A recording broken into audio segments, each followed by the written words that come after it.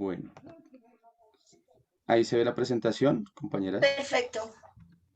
Listo. Bueno, cordial saludo para todos. Em, en este momento nos disponemos sobre la materia psicología política. Estamos trabajando en la fase 3, modelos y metodologías. Y en este momento vamos a hacer la contextualización y socialización referente a la pregunta: ¿qué comportamiento sociopolítico ha sido instituido por el conflicto armado en Colombia? Para eso estamos aquí dispuestos, 5 personas. Creo que nos faltó aquí nos faltó aquí alguien aquí en la portada, falta alguien Yo. por nombrar, Daniela Molina, pero ella está presente en este momento. Entonces, para tenerla presente, Daniela Molina, que es la persona que va a hacer la segunda intervención, ¿listo? Entonces,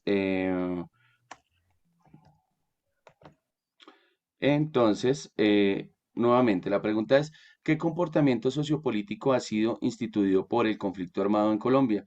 Nosotros decidimos hacerlo empezando por, mm, digamos que el suceso más importante referente al conflicto, que ha sido el proceso de paz. Para esa contextualización está la compañera Lilia Pérez, quien nos va a contar la primera parte del proceso de paz en Colombia. Buenas noches. Según la información, la Comisión Histórica del Conflicto y sus víctimas fue creada el 21 de agosto del 2014 como resultado de un acuerdo entre los negociadores del gobierno y las Fuerzas Armadas Revolucionarias de Colombia, FARC. Este proceso fue integrado por 2 investigadores y 2 relatores, quienes entregaron sus respectivos informes el 10 de febrero del 2015 en la ciudad de La Habana, Cuba, que fue donde se llevaron el proceso de diálogos de paz. Los informes presentan una visión de cada uno de los investigadores convocados por la mesa de diálogos, razón por la cual se presentan diversas interpretaciones e incluso contradicciones. No obstante, ellas constituyen un importante insumo para la comprensión y caracterización del conflicto social y armado que afecta a nuestro país. Le doy paso a mi compañera Tania. Cordial saludo para ustedes, compañeros. Cordial saludo, tutor. Bueno, la violencia se ha considerado como el único método para poder transformar la sociedad y con la intención de no permitir cambios considerados como ilegítimos. Ha llegado a ser creada por las desigualdades. El uso de la violencia y la lucha por el poder han marcado las dinámicas sociales y políticas que han tenido lugar en Colombia desde que se instauró la República hasta el día de hoy. La comunicación y la influencia de los grupos sociales sobre aspectos políticos que contribuyen a la formación del conflicto armado en Colombia. Bueno, teniendo en cuenta estos temas de sociopolítica, los cuales son muy complejos y los vemos desde la perspectiva de la psicología política, en el cual su comportamiento individual y colectivo nos lleva a ciertos objetivos que pueden generar conflictos en cuanto a ideologías, también de aspectos religiosos, al entender que si se maneja un buen diálogo se puede llegar a tener una paz y una reconciliación. Por tanto, estas acciones pueden generar progreso tal que siempre generen conflicto.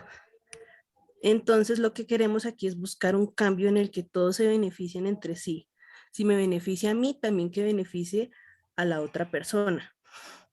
Si se llega a tener una muy buena relación en cuanto a estos dos, bueno, en cuanto a estos dos cambios, digámoslo así, se puede generar un mejor país y se puede llegar al cambio. En este momento le damos paso a mi siguiente compañero. Ok, gracias. Bueno, buenas noches. Bueno, en las regiones en donde podemos observar que hay mayor afectación es, bueno, por el conflicto armado, en los cuales se maneja pues más violencia, ataques, secuestros, reclutamientos forzados, despojos de tierras. También vemos pues la contaminación ambiental y del aire. Bueno, uno de los comportamientos que vemos afectado en lo sociopolítico es desde la desigualdad y la exclusión social, también por medio pues, de la falta de educación y temas de la salud. En estos factores que han tocado el contexto referente al conflicto armado, ha hecho pues que crezca más el narcotráfico, eh, frente más que todo pues en esas regiones en las cuales pues se encuentran pues más amenazas, se involucra más que todo como el tema de la economía y afecta también una parte del Estado. Y esto hace pues que el crecimiento económico pues en nuestro país se afecte y se retrase y también pues que el Estado busque como más alternativas y enlaces con el conflicto armado. Muchas gracias. Bien, y yo voy a incluir algo acá de lo que tú dijiste en este momento, y es que esto se ve afectado en la parte económica, y en este momento todos estamos viendo en la parte económica cómo se ha visto afectado este tipo de conflictos, Ujú. y cómo se está viendo afectado también toda esta parte de la violencia, en el sentido que estamos viendo hoy en día, esta parte del paro armado que es hecho por paramilitares, que uno no sabe si que están con ayuda del ejército, está involucrado con el mismo Estado. Entonces, pues, me parece como chévere apuntar a lo que tú dices, esta parte. Entonces, la siguiente diapositiva de mi compañera. Buenas noches, compañeros y tutora. Estoy totalmente de acuerdo con la ponencia, con lo que ustedes están exponiendo referente al tema del conflicto armado, pero debo recalcar que estas conductas surgieron hace años atrás. Es una problemática que lleva muchos años, que se presenta a través de los enfrentamientos entre guerrillas liberales y conservadoras, causando un gran terror y tristeza en nuestro país, Colombia. Por eso, los antiguos gobiernos buscaron la manera de llegar a soluciones a través del proceso de paz con estos grupos insurgentes.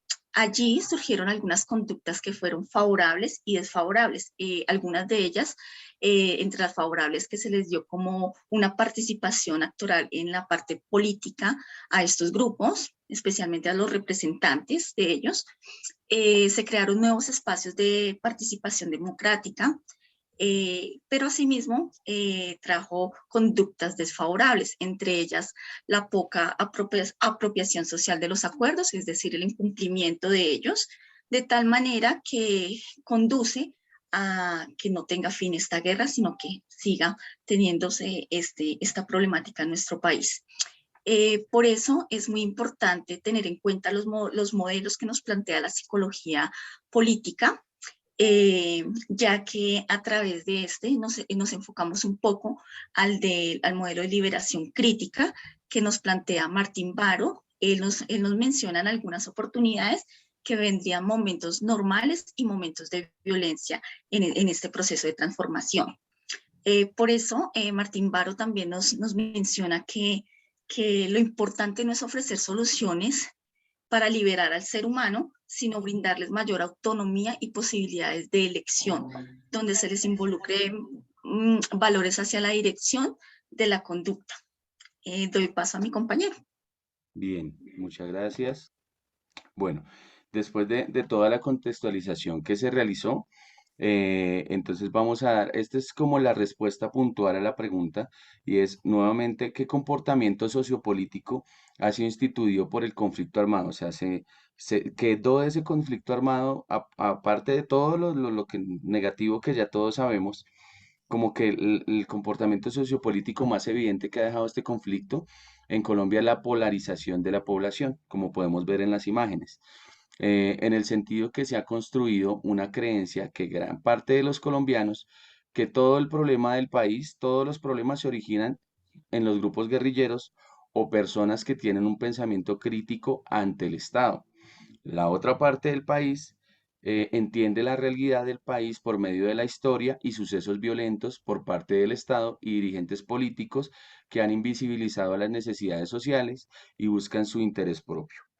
Esto ha permitido hoy en día que grupos sectarios políticos o religiosos se perpetúen en el poder, utilizando el miedo, la frustración, el odio y la desinformación como herramientas coercitivas de sus discursos, además de agrandar la brecha en la desigualdad, discriminación y total sentido de pertenencia por el bien común.